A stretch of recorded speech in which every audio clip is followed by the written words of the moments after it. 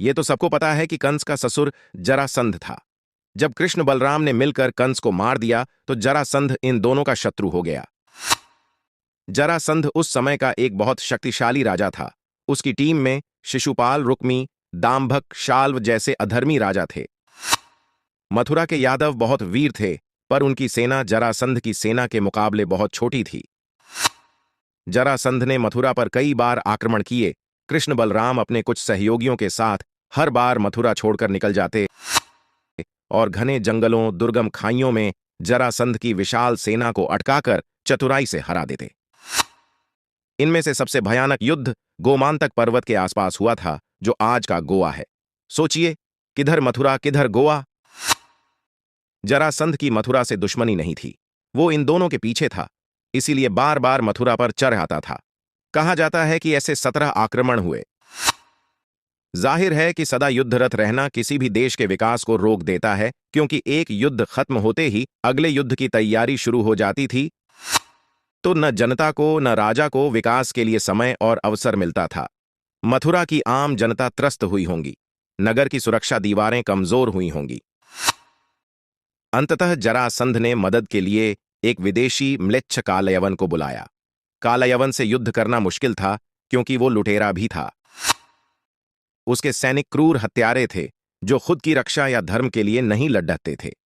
कृष्ण बलराम मथुरा में नहीं मिलते तो वो नगर लूट लेता, स्त्रियों को अपमानित करता, बच्चों को बेच देते, पुस्तकालय गुरुकुल जला देते। कृष्ण की चिंता उससे भी बढ़ी रही होगी कि ऐसा लुटेरा सिर्फ मथुरा को लूटकर नहीं लौटेगा, बाकी आर्यावर्त पर भी नजर गड़ाएगा। कोई हिंसक पशु जंगल में है तो ठीक है, पर कोई उसको नगर में ले आए तो मूर्ख कहलाता है। जरासंध ने अपने बदले और अहंकार की तुष्टि के लिए यही किया था।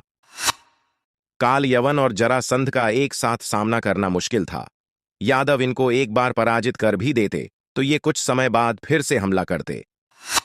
इसलिए कृष्ण ने पहले बलराम, सात्यकी, उद्धव, कृतवर्मा को अपनी योजना बताई।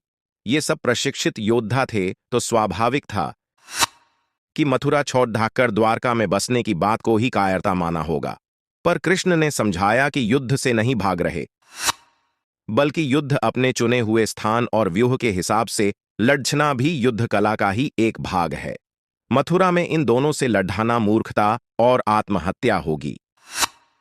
इनके मानने के बाद ये प्रस्ताव सुधर्मा सभा में रखा गया। उधर भी खूब विरोध हुआ, पर कृष्ण ने सबको समझाया कि अपने घर से मोह स्वाभाविक है, पर अगर घर में आग लग जाए तो हम सबसे पहले परिवार के लोगों को बाहर निकालते हैं, फिर आग बुझाने की कोशिश करते हैं। फिर भी न बुझे तो भारी हृदय से घर को जलता हुआ छोड़कर आगे भविष्य निर्माण में लग जाते हैं। अंततः सबको कृष्ण के तर्कों के आगे झुकना पड़ा। इस तरह मथुरा निवासी द्वारकावासी हुए। कालयवन तो जीवित वापस भी नहीं जा पाया। जरासंध को कृष्ण ने बाद में भीम के हाथों मरवाया, ताकि पांडवों के राजसूय यज्ञ में आसानी हो। कृष्ण का पूरा जीवन ही इस तरह के दुर्धर्ष संघर्षों की गाथा है। बहुत दुख होता है जब कुछ मूर्ख कथाकार राधा कृष्ण की मनगढ़ंत कथाएं सुनाकर रासलीला की बातें करते हैं। जय श्री कृष्ण।